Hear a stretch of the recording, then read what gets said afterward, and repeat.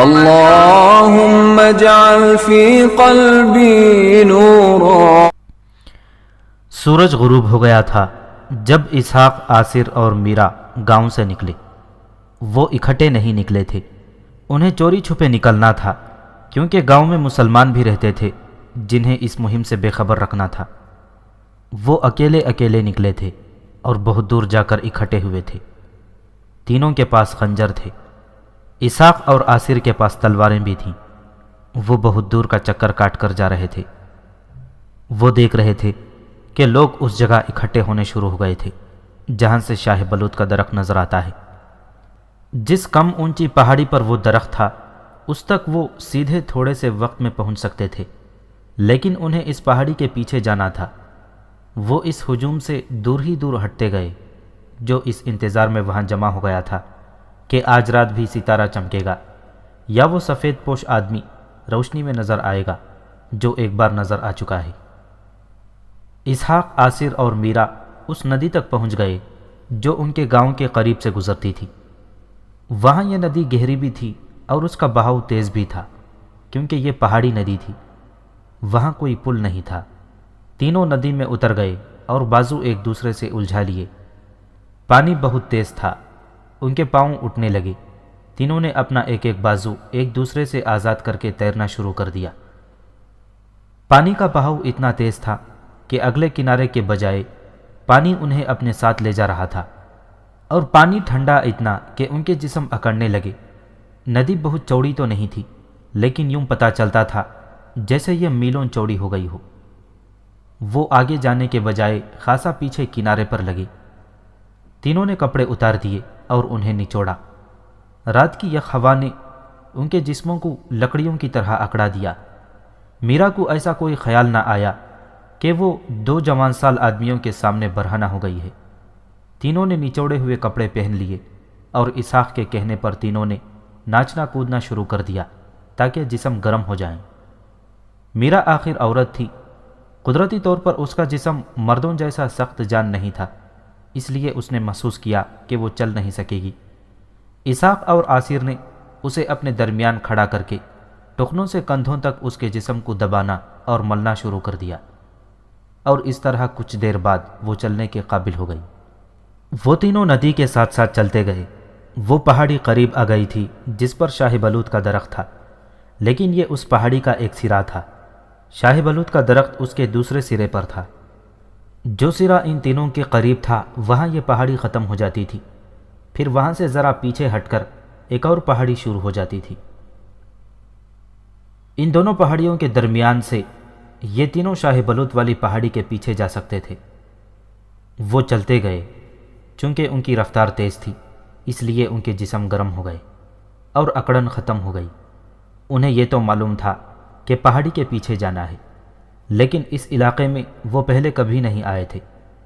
ان کا خیال تھا کہ جس طرح دور سے یہ خطہ سرسبز اور خوبصورت نظر آتا ہے، اسی طرح سفر کے معاملے میں یہ سہل اور خوبصورت ہوگا۔ لیکن آگے گئے تو انہیں پتہ چلا کہ اس خطے نے اپنے حسن میں کیسے کیسے خطرے چھپا رکھے ہیں۔ وہ جب دونوں پہاڑیوں کے درمیان پہنچے تو انہیں یوں محسوس ہوا کہ وہ کسی اور ہی دنیا میں جا نکلے ہوں۔ ان کے سامنے تین طرف پہاڑیاں دیواروں کی طرح کھڑی تھیں۔ یہ دیواریں کسی پرانے قلعے کی پتھروں کی دیواروں جیسی تھیں۔ اندھیرے کے باوجود نظر آ رہا تھا کہ ان کے درمیان گدلا پانی جمع ہے۔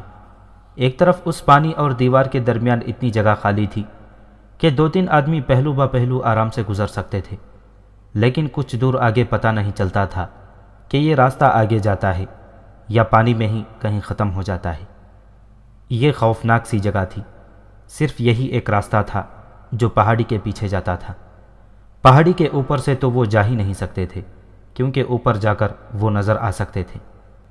وہ اس راستے پر اس طرح چلے کہ میرا ان کے پیچھے تھی۔ ذرا ہی آگے گئے ہوں گے کہ انہیں اپنے پیچھے پانی میں ہلچل سی محسوس ہوئی۔ انہوں نے اس کی طرف دھیان نہ دیا۔ اچانک میرا کی چیخ بلند ہوئی۔ اسحاق اور آصر نے پیچھے دیکھا، میرا گر پڑی تھی اور چیخ چلا رہی تھی۔ انہوں نے یہ دیکھ لیا کہ ایک مگرمچھ کا سر اور اگلی ٹانگیں پانی سے باہر ہیں، اور میرا کا پاؤں ٹخنے تک مگرمچھ کے منہ میں ہے۔ مگرمچھ میرا کو پانی میں گھسیٹ رہا تھا۔ قدرت نے مگرمچھ کے دانت نوکیلے اور ایسے تیکھے نہیں بنائے کہ وہ انسان یا جانور کے گوشت میں اتر جائیں۔ اس کے دانتوں کے نیچے والے سرے گول ہوتے ہیں جو شکار کو صرف پکڑتے ہیں، اور اوپر نیچے کے دانت بڑا مضبوط شکنجہ بن جاتے ہیں۔ اسحاق اور آصر نے صرف ایک بار مگرمچھ دیکھا تھا۔ وہ دونوں اس وقت کمسن لڑکے ہوا کرتے تھے۔ 2 آدمی ان کے گاؤں کے قریب سے گزرتے وہاں رک گئے تھے۔ انہوں نے ایک مرا ہوا مگرمچھ گھوڑے پر ڈال رکھا تھا۔ اسحاق اور آصر نے دیکھا تھا، اور ان دونوں آدمیوں نے بتایا بھی تھا کہ مگرمچھ کے سر اور پیٹھ پر نہ برچھی اثر کرتی ہے نہ تلوار۔ وہ یہ بھی کہتے تھے کہ اس کا پیٹ اتنا نازک ہوتا ہے کہ ایک خنجر بھی پیٹ میں اتر جاتا ہے۔ اس کا دوسرا نازک حصہ اس کا منہ ہے۔ اگر اس کے گھٹے ہوئے منہ کے اندر برچھی مار دی جائے تو مگرمچھ مرتا تو نہیں، زخمی ہو کر بھاگ جاتا ہے، یا اس کی آنکھوں میں برچھی یا تلوار ماری جائے تو بھی وہ بھاگ جاتا ہے۔ مگرمچھ میرا کو پانی میں گھسیٹ رہا تھا۔ اسحاق نے بڑی تیزی سے تلوار نکالی۔ اندھیرا تو تھا، لیکن پانی کی چمک میں مگرمچھ کا شعلہ نظر آ رہا تھا۔ اسحاق نے مگرمچھ کی آنکھ کا اندازہ کر کے تلوار کا زوردار وار کر دیا۔ آصر نے یہ دلیری کر دکھائی کہ پانی میں اتر گیا جو اس کے گھٹنوں تک گہرا تھا۔ اس نے مگرمچھ کے قریب جا کر نیچے سے تلوار برچھی کی طرح مگرمچھ کے پیٹ میں اتار دی۔ یہ دونوں وار ایسے ٹھکانے پر پڑے کہ مگرمچھ کے منہ سے بڑی خوفناک آواز نکلی، اور وہ میرا کا پاؤں چھوڑ کر تڑپتا پھڑپھڑاتا ہوا پانی میں ڈبکی لگا گیا۔ میرا بڑی تیزی سے اٹھی۔ اسحاق اور آصر نے اسے ہاتھوں پر اٹھا لیا اور دوڑ پڑے۔ آگے انہیں راستہ مل گیا۔ پانی میں بڑی زور کی ہلچل ہو رہی تھی۔ یہ یقیناً زخمی مگرمچھ تھا جو تڑپ رہا تھا۔ اس کی دیکھا دیکھی دوسرے مگرمچھ بھی ڈر کر ادھر ادھر بھاگ دوڑ رہے تھے۔ یہ راستہ کچھ دور چلا گیا، پانی پیچھے رہ گیا تھا۔ پانی سے کچھ دور جا کر وہ رکے اور میرا کے پاؤں کا جائزہ لینے لگے۔ جس جگہ مگرمچھ نے اس کا ٹخنا پکڑا تھا وہاں ہاتھ پھیرا تو صاف پتہ چلتا تھا کہ خون بہہ رہا ہے۔ اگر مگرمچھ کے دانت درندوں کی طرح نوکیلے ہوتے تو میرا کی ہڈی بھی کٹ جاتی اور اس کا پاؤں مگرمچھ کے ساتھ ہی چلا جاتا۔ چونکہ اس لڑکی کا پاؤں مگرمچھ کے جبروں کے شکنجے میں آیا تھا اور لڑکی زور لگا کر اپنا پاؤں کھینچتی رہی تھی، اور مگرمچھ اسے پانی میں کھینچ رہا تھا، اس لیے لڑکی کے ٹخنے سے تھوڑی سی کھال اتر گئی تھی اور ہڈی پر اچھی خاصی ضرب لگی تھی۔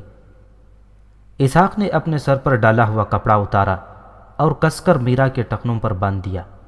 میرا کے لیے درد ناقابل برداشت ہو رہا تھا اور وہ چلنے میں دشواری محسوس کر رہی تھی۔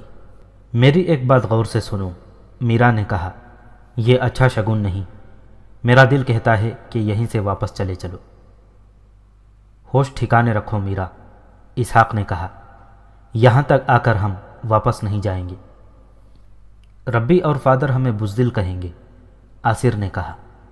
وہ کہیں گے کہ ہم جھوٹ بول رہے ہیں۔ بہتر تو یہ ہے کہ تم یہیں کہیں چھپ کر بیٹھ جاؤ اور ہم اپنا کام کر کے واپس آ جائیں گے اور تمہیں اپنے ساتھ لے جائیں گے۔ نہیں، میرا نے خوفزدہ آواز میں کہا، میں یہاں اکیلی نہیں رہوں گی۔ میں کہہ رہی ہوں واپس چلو، میں اتنا زیادہ کبھی بھی نہیں ڈری تھی۔ تمہیں مگرمچھ نے ڈرا دیا ہے، اسحاق نے کہا، وہ خوف دل سے اتار دو۔ میں تمہیں کیسے یقین دلاؤں؟ میرا نے کہا، میرے دل پر کوئی خوف نہیں۔ اگر ہم ویسے گھومنے پھرنے آئے ہوتے اور مگرمچھ مجھے یوں پکڑ لیتا تو میں اتنا نہ ڈرتی۔ میں یہ کہہ رہی ہوں کہ یہ شگون اچھا نہیں۔ مگرمچھ نے کسی غیبی طاقت کے اشارے پر مجھے پکڑ لیا تھا۔ یہ تمہارے لیے اشارہ ہے کہ یہیں سے واپس چلے چلو، ورنہ آگے موت ہے۔ اسحاق بھائی، آصر نے کہا، وقت ضائع نہ کرو۔ اگر تم اس لڑکی کی باتوں میں آ گئے تو ہم اپنا کام کس طرح کریں گے؟ ربی اور فادر کو کیا جواب دیں گے؟ تم جانتے ہو کہ انہیں ہم دونوں پر کتنا بھروسہ ہے۔ میری بات سنو میرا، اسحاق نے کہا، تم نے ربی کے ساتھ جو باتیں کی تھیں وہ نہ بھولو۔ تم نے کہا تھا کہ تم ہماری مدد کرو گی۔ تم نے یہ بھی کہا تھا کہ اگر یہاں کوئی آدمی ہوئے تو تم انہیں اپنے حسن و جوانی کے جال میں لے لو گی۔ تمہاری ان باتوں سے متاثر ہو کر ربی نے تمہیں ہمارے ساتھ آنے کی اجازت دی تھی۔ ربی نے تمہیں کہا تھا کہ تم ہمارے پاؤں کی زنجیر بن جاؤ گی تم وہی کام کر رہی ہو جس کا ربی نے خدشہ پہلے ہی دیکھ لیا تھا۔ ہم تو اب اپنا فرض ادا کر کے ہی جائیں گے۔ مجھے صاف نظر آ رہا ہے اسحاق، میرا نے کہا، تم یہاں سے زندہ واپس نہیں جاؤ گے۔ اسحاق اور آصر جھنجلا اٹھے۔ اسحاق نے میرا کا بازو پکڑا اور اسے اٹھا کر کہا کہ وہ اس کے ساتھ چلے۔ میرا اس کے ساتھ چل پڑی۔ وہ چلنے میں دشواری اور درد محسوس کر رہی تھی۔ اس کی وجہ سے اسحاق اور آصر کی رفتار بھی سست ہو گئی تھی۔ وہ اب اس پہاڑی کے دامن میں جا رہے تھے جس پر شاہ بلوط کا درخت تھا۔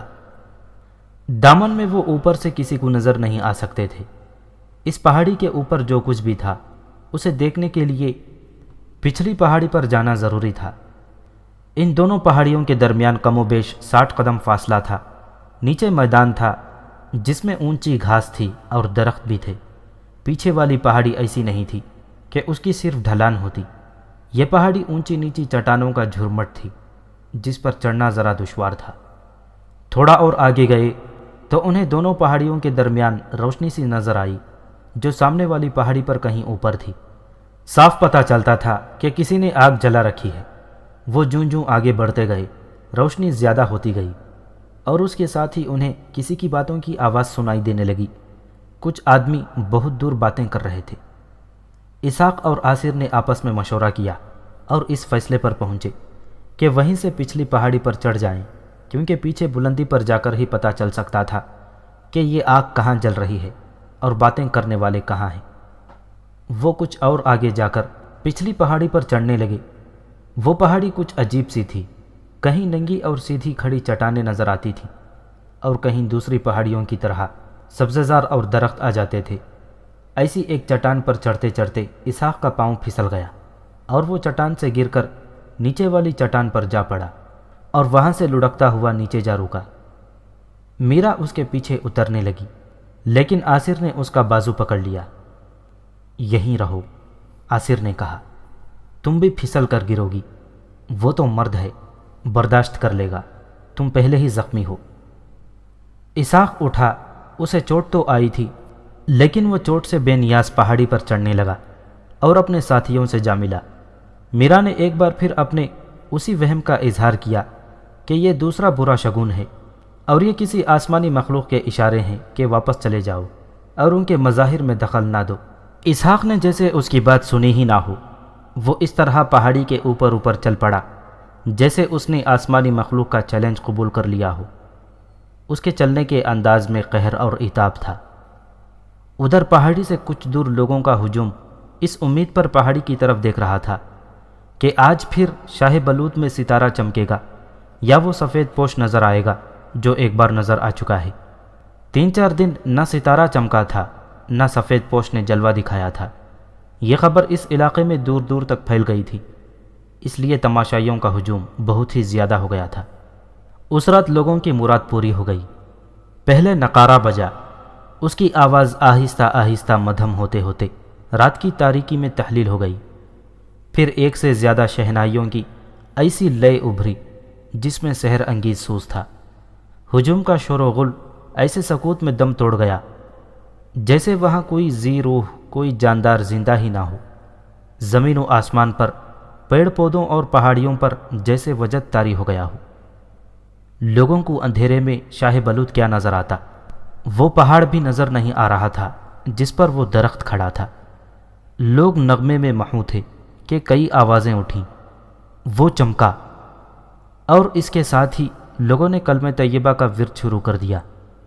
ایک گونج تھی جس میں وجد آفرین تاثر، محویت اور تقدس تھا۔ اس کے ساتھ رات کی تاریکی میں ہوا کی لہروں پر شہنائیوں کی تیرتی ہوئی لے ایسا سما باندھ رہی تھی جس کا تعلق اس دنیا سے معلوم نہیں ہوتا تھا۔ ستارہ بجھ گیا اور پھر پہلے کی طرح ایک روشنی چھتری نما شاہ بلوط پر چلنے لگی۔ پھر یہ ایک مقام پر جا رکی اور نیچے آنے لگی جیسا پہلے ایک رات ہوا تھا۔ روشنی نیچے آئی تو سفید پوش کا سر، کندھے اور سینہ نظر آیا۔ اس کے بازو کچھ باہر کو اور کچھ آگے کو یوں پھیلے ہوئے تھے جیسے دعا مانگ رہا ہو۔ روشنی آہستہ آہستہ نیچے گئی اور سفید پوش کے پاؤں تک چلی گئی۔ ہجوم میں جو چندیک سبز پوش تھے انہوں نے کہنا شروع کر دیا، سجدے میں چلے جاؤ، ہمارا نجات دہندہ زمین پر اتر آیا ہے۔ کچھ لوگ تو پہلے ہی سجدے میں چلے گئے تھے، باقی بھی سجدہ ریز ہو گئے۔ لوگ سجدے سے اٹھے اور انہوں نے سامنے دیکھا، وہاں نہ ستارہ تھا نہ سفید پوش۔ خدا کے ایلچی کا ظہور ہو گیا ہے۔ پہاڑ کی طرف سے ایک بڑی ہی بلند آواز ہجوم تک پہنچی، وہ 2-4 دنوں میں تمہارے سامنے آ جائے گا، خدا کا پیغام لائے گا، خدا کا شکر ادا کرو لوگوں۔ اس وقت جب ستارہ ابھی چمکا نہیں تھا، اسحاق، آصر اور میرا پچھلی پہاڑی پر اتنا آگے چلے گئے تھے کہ انہیں شاہ بلوت والی پہاڑی کی پچھلی ڈھلان پر ایک خاصا کشادہ غار دکھائی دیا۔ اس کے اندر لکڑیوں کے ایک بہت بڑے ڈھیر کو آگ لگی ہوئی تھی، اس کے شعلے غار کی چھت تک پہنچ رہے تھے۔ اس غار کی روشنی چونکہ پیچھے والی ڈھلان میں تھی، اس لیے اس کی روشنی پہاڑی کی اس جانب نہیں جا سکتی تھی جس جانب لوگوں کا ہجوم ستارہ دیکھنے کے لیے اکٹھا ہو گیا تھا۔ اسحاق اور اس کے ساتھیوں نے وہاں 5-6 آدمی گھومتے پھرتے دیکھے۔ ایک آدمی تھوڑے تھوڑے وقفے سے آگ میں لکڑیاں پھینک رہا تھا۔ غار سے کچھ دور تقریباً 1 گز لمبی اور اسی قدر چوڑی کسی دھات کی ایک چادر سی رکھی ہوئی تھی۔ کبھی تو شک ہوتا تھا کہ یہ آئینہ ہے، اور کبھی یوں لگتا تھا جیسے یہ کسی ایسی دھات کا چادر نما ٹکڑا ہے جو آئینے کی طرح چمکتا ہے، یا اس پر چاندی کا پانی چڑھا دیا گیا ہے، یا ابرق جیسی چمکنے والی کوئی چیز چپکائی گئی ہے۔ اسحاق وغیرہ وہ درختوں کے تنوں کے پیچھے کھڑے دیکھ رہے تھے۔ فاصلہ زیادہ نہیں تھا، انہیں ہر آدمی اور ہر چیز اچھی طرح نظر آ رہی تھی۔ سامنے والی پہاڑی کی پچھلی ڈھلان پر شاہ بلوت کے درخت کے قریب وہ چمکتی چادر پڑی تھی۔ 2 آدمیوں نے آ کر یہ چادر اٹھائی اور ادھر ادھر سے پکڑ کر ایسے زاویے پر کر لیا کہ اس کی چمک سیدھی پچھلی پہاڑی پر ان 2 درختوں پر پڑی جہاں اسحاق وغیرہ چھپے دیکھ رہے تھے۔ چمک فلڈ لائٹ جیسی تھی، اتنی تیز کہ ان تینوں کی آنکھیں خیرہ ہو گئیں۔ وہ فوراً تنوں کے پیچھے ہو گئے۔ یہ چادر رکھ دی گئی۔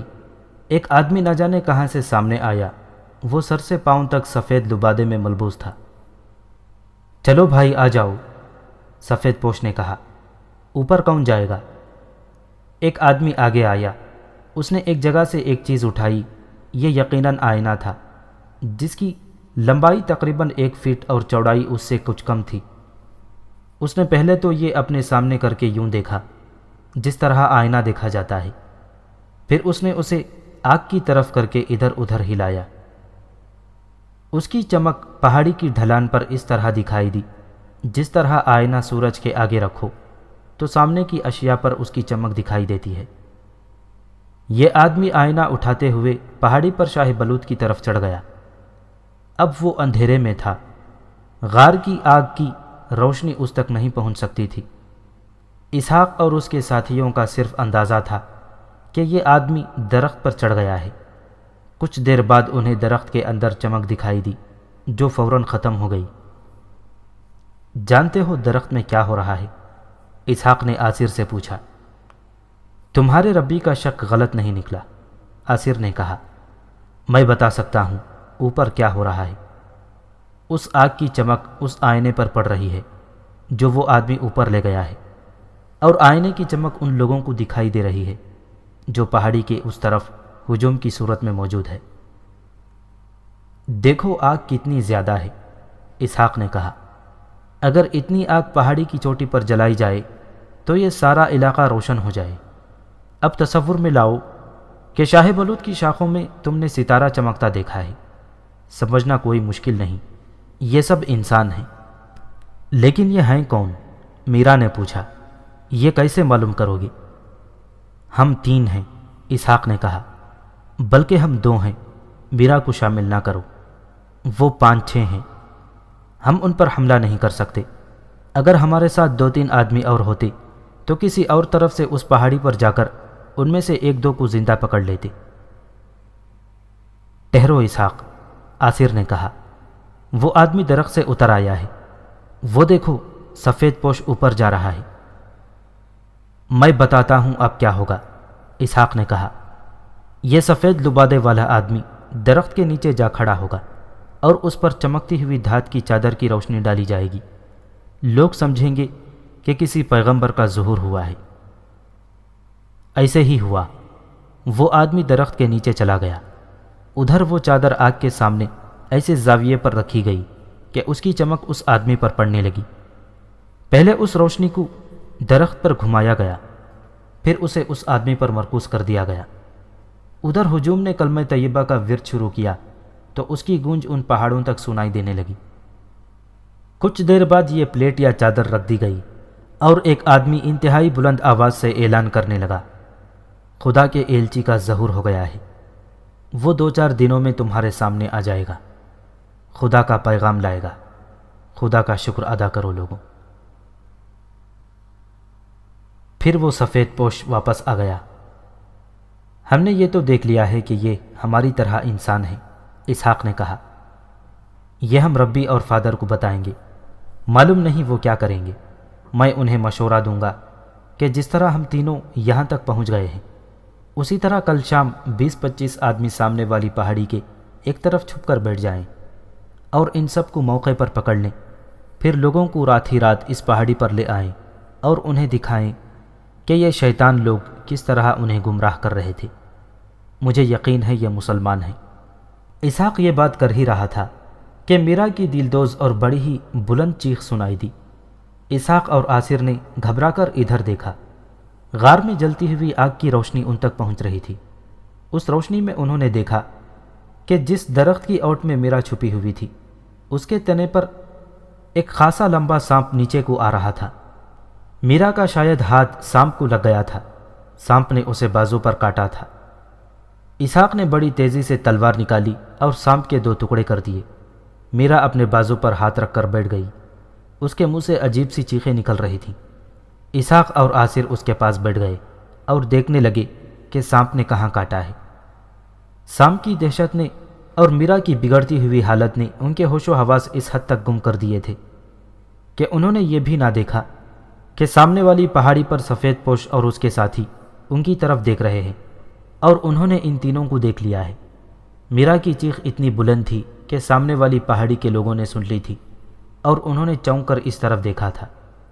سانپ کا زہر میرا کے جسم میں سرایت کر رہا تھا۔ وہ تڑپنے لگی۔ تکلیف کی شدت سے وہ اٹھی اور چکر لگا کر گری، اور ایسی گری کہ اوپر سے لڑکتی ہوئی نیچے جا پڑی۔ اسحاق اور آصر یہ فراموش کر کے کہ وہ کہاں ہیں اس کے پیچھے بڑی تیزی سے پہاڑی سے اترے۔ میرا تڑپ رہی تھی۔ اس کے چہرے کا رنگ گہرا نیلا بلکہ سیاہ ہوتا جا رہا تھا اور وہ بری طرح تڑپ رہی تھی۔ اسحاق اور آصر اس پر قابو پانے کی کوشش کر رہے تھے۔ اسے اٹھاؤ اسحاق، آصر نے کہا، کچھ تم اٹھاؤ، کچھ میں اٹھاتا ہوں اور یہاں سے نکلتے ہیں۔ یہ تو راستے میں مر جائے گی، اسحاق نے کہا۔ مر گئی تو اسے مگر مچھوں والے پانی میں پھینک جائیں گے۔ وہ دونوں میرا کو اٹھانے ہی لگے تھے کہ انہیں قدموں کی آہٹیں سنائی دیں۔ انہوں نے بدک کر پیچھے دیکھا تو ان کے اوسان خطا ہو گئے۔ وہ 7-8 آدمیوں کے نرغے میں آ گئے تھے۔ ان میں سفید پوش بھی تھا۔ ان میں سے کسی کے پاس تلوار تھی اور کسی کے پاس برچھی۔ سفید پوش نے آگے بڑھ کر ان دونوں کی نیاموں میں سے تلواریں نکال لیں۔ ان میں سے ایک اور آدمی آگے بڑھا اور اس نے ان کے کمر بندوں میں اڑسے ہوئے خنجر بھی لے لیے۔ میرا کا تڑپنا خاصا کم ہو گیا تھا۔ اسے مرنا تھا۔ وہ ہوش میں نہیں تھی۔ غار کی آگ کی روشنی نیچے تک آ رہی تھی۔ انہیں اوپر لے چلو، سفید پوش نے کہا، اور اسحاق اور آصر سے کہنے لگا، اس لڑکی کو یہیں پڑا رہنے دو، یہ چند لمحوں کی مہمان ہے۔ میں نے دیکھ لیا ہے کہ اسے سانپ نے ڈسا ہے۔ اس جگہ کے سانپ جسے ڈس لیں اسے زندہ نہیں رہنے دیا کرتے۔ یہ جوان تھی، اس لیے ابھی تک اس کا جسم ذرا ذرا حرکت کر رہا ہے۔ کیا تم لوگ ہمیں رہا نہیں کر دیتے؟ اسحاق نے التجا کے لہجے میں کہا۔ اگر ہم اتنے احمق ہوتے تو اتنی زیادہ مخلوق خدا سے یہ نہ منوا سکتے کہ شاہ بلوط کے نیچے ایک نبی کا ظہور ہو رہا ہے۔ سفید پوش نے کہا، جن کے پاس ہمارا اتنا نازک راز ہے انہیں ہم رہا نہیں کر سکتے۔ ہم دونوں آپ کے ساتھ ہو جائیں گے، آصر نے کہا، اور آپ جو بھی کام بتائیں گے کریں گے۔ تم کون ہو؟ سفید پوش نے اسحاق سے پوچھا۔ تمہارا مذہب کیا ہے؟ سچ سچ بتا دو تو شاید ہم تم پر رحم کر دیں۔ میرا نام اسحاق ہے، اسحاق نے جواب دیا، اور میں یہودی ہوں۔ میرا نام آصر ہے، آصر نے کہا، اور میں عیسائی ہوں۔ یہاں کیوں آئے تھے؟ سفید پوش نے پوچھا اور کہا، مجھے یہ نہ بتانا کہ تم دونوں اس لڑکی کو ساتھ لے کر یہاں سیر اور تفریح کے لیے آئے تھے۔ یہاں تک کوئی آدمی نہیں پہنچ سکتا۔ ایک طرف مگر مچھوں نے راستہ بند کر رکھا ہے اور دوسری طرف ایسی دلدل ہے جس میں سے کوئی گزر نہیں سکتا۔ اسحاق نے اسے بالکل سچ بتا دیا کہ وہ دونوں یہاں کیوں آئے تھے اور یہ لڑکی کس طرح ساتھ چل پڑی تھی۔ تمہارے ربی اور پادری کو ہم ایک سبق دیں گے، سفید پوش نے کہا۔ اب یہودیوں کا جادو نہیں چل سکتا، اب حسن بن صباح کا جادو چلے گا۔ اسحاق اور آصر کو اوپر لے گئے۔ وہ اب بھی منت سماجت کر رہے تھے کہ انہیں چھوڑ دیا جائے۔ انہیں باتوں باتوں میں آگ کے قریب لے گئے۔ تپش اتنی زیادہ تھی کہ وہاں کھڑا نہیں رہا جا سکتا تھا۔ مشکیزوں والے آدمی آگ پر پانی پھینکنے لگے تھے کیونکہ اب آگ کی ضرورت نہیں تھی۔ سفید پوش نے اشارہ کر کے انہیں پیچھے ہٹا دیا۔ پھر اس نے دوسرے آدمیوں کو ایسا اشارہ دیا کہ 2-3 نے اسحاق کو اور 2-3 نے آصر کو پکڑ لیا اور انہیں دھکیلتے گھسیٹتے ہوئے آگ کے قریب لے گئے۔ دونوں نے چیخنا چلانا شروع کر دیا۔ وہ سمجھ گئے تھے کہ انہیں آگ میں دھکیلا جا رہا ہے۔ سفید پوش کے آدمیوں نے دونوں کو اتنی زور سے دھکے دیے کہ وہ آگ میں جا پڑے۔ آگ اس قدر زیادہ تھی کہ وہ اس میں گرے اور پھر ان کی آواز بھی نہ نکلی۔ جب وہ جل کر کوئلہ ہو گئے تو سفید پوش نے مشکیزوں والوں سے کہا کہ اب آگ پر پانی پھینک دو، اس رات کا ناٹک ختم ہو چکا ہے، اس لیے اب آگ کی ضرورت نہیں رہی تھی۔ اگلے روز شہدر میں احمد بن غتاش اپنے خاص کمرے میں بڑی بے تابی سے حسن بن صباح کا انتظار کر رہا تھا۔ اس نے 2 بار اپنا آدمی اسے بلانے کے لیے بھیجا تھا اور دونوں بار وہ یہ جواب لے کر واپس آیا تھا کہ حسن رات بہت دیر سے آیا تھا، اس لیے بڑی گہری نیند سویا ہوا ہے۔ وہ سفید پوش جو شاہ بلوط کے نیچے لوگوں کو نظر آ چکا تھا، وہ حسن بن صباح ہی تھا۔ رات اسحاق اور آصر کی وجہ سے حسن کو وہاں زیادہ وقت رکنا پڑا، اس لیے صبح وہ دیر سے اٹھا۔ وہ جگہ شہدر سے خاصی دور تھی۔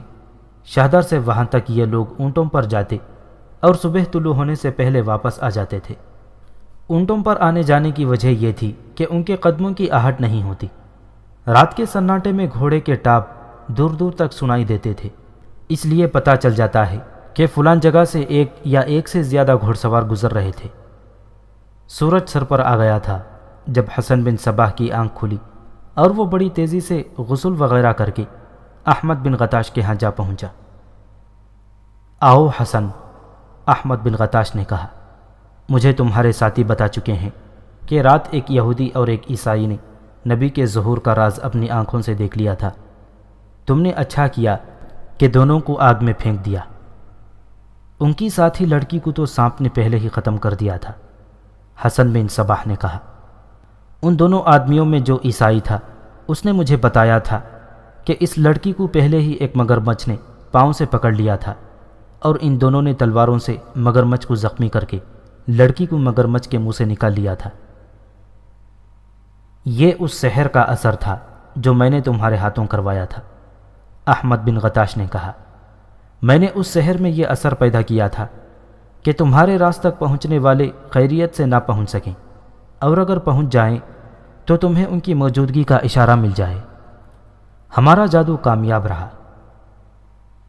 محترم استاد، حسن بن صباح نے کہا، میں نے اس ربی اور پادری کا پتہ معلوم کر لیا ہے جنہوں نے ان دونوں آدمیوں کو بھیجا تھا۔ انہیں ہمیشہ کے لیے غائب کر دیا جائے تو بہتر ہے، ورنہ ان کا خطرہ موجود رہے گا کہ یہ کسی اور طرح ہمارا راز پالیں گے۔ ہمیں یہ اطمینان ہوا ہے کہ یہ جاسوس سلجوقیوں کے نہیں تھے۔